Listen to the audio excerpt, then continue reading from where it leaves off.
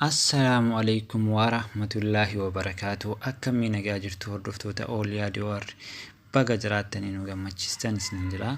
Hadda barumsa baay'ee gaarii tokko isiniif qabadhee isin jira. Aappii baay'ee tokko jaalattu kan nam tokko agarre kan isin qofti argitan isin qabadhee dhiyaadhee isin jira. Na hordofaa isin jedha. Warroonni chaanaalii kanaaf haarawaa taatan jalqaba maal godhuu qabdu dhuftaniitiin YouTube keessa seentanii jechuudha.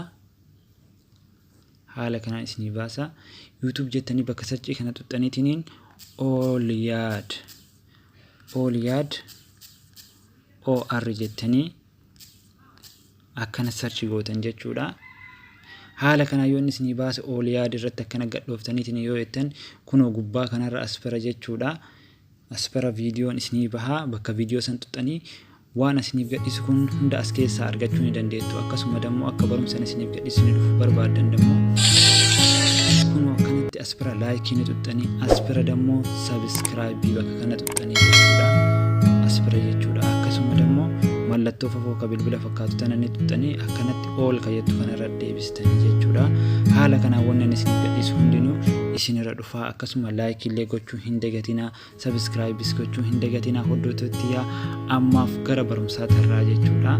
Akkasuma dammoo wanni biraa wanni isin aappii yoo barbaadu liinkii jala argachuu dandeettan jechuudha. Waan isin gadhiisu hunda as bira argachuu dandeettan kun aappiin isin gadhiisu hunda bakka kana tuxxan aappiin isin barbaadan sun isiniif baha. Ammaaf gara barumsaa tarraa na hordofaa isin jedha.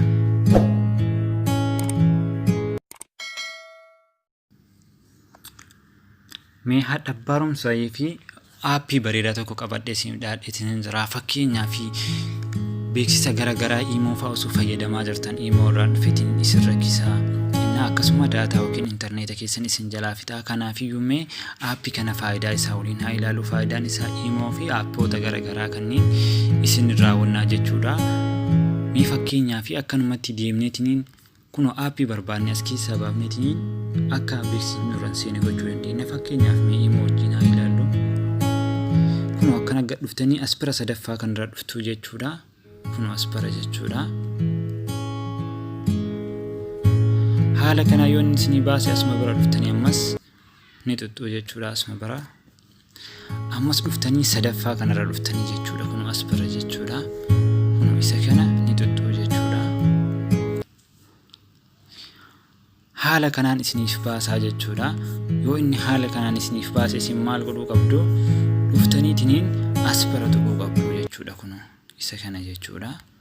Haala kanaan ni tuxxanii haala kanaan yoo isin tuxxaniitiin jettan isin tursiisaa jechuudha. Bakka kanatti yoo isin tursiise isin dammoo ariifachuu hin qabdanii obsaan eeggattanii jechuudha. Kana maaliidhaaf inni beeksisa garaagaraa isinirraa qabaatiin isiniif qulqulleessaa jira jechuudha. Akka beeksisni isinirra hin seenne jechuudha. Kanaaf haga dhumaa hordofaa isiniif gala itti fayyadamaa ni jaalattu jeetiin abdii qabaa jechuudha.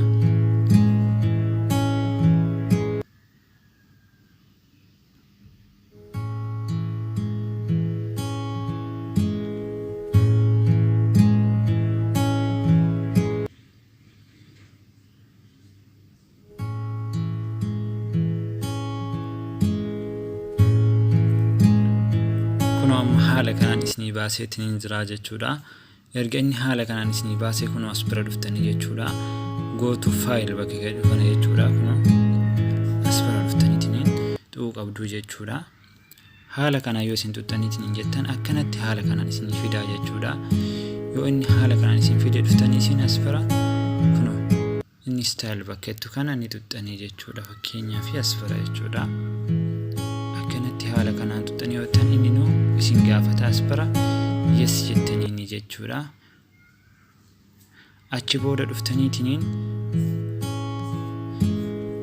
kunoo asii gadi jechuudha. Kunoo aspiratti install jettanii jechuudha. Haala kanaan uummata akka isin fayyadaa install isiniif ta'a isin fayyadaa jechuudha. Haala kanaan installing isiniif ta'aatiin jira. Kanaaf haala kanaan itti fayyadamaa danitanii jechuudha. Haala kanaan IMOon kee anaaf sirrateetiin jira jechuudha. Kunoo aspiratti kunoo naaf baasee jira jechuudha. Kunoo aspiratti inti kunoo argitanii kanaafuu waan takka ammaan booda narra hin seenu jechuudha. Kanaaf haala kanaan sirreeffachuu ni dandeettanii appoota barbaadan irraa sirreeffachuu ni dandeettanii. Ammaaf IMO wajjin ilaalle barumsa biraatiin haga walitti deebinuun nagaaranaa turaa. Subscribe, share, like gochuu dammoo hin dagatinaa. Waan isiniif gadhiisu hundayyuu isiniif dhufa. Akka isiniif dhufu dammoo subscribe gootanii notification tuqaatii. Haala kanaan waan isiniif gadhiisu hundinuu isiniif dhufa. Na hordofaa. Hai galatoomaa.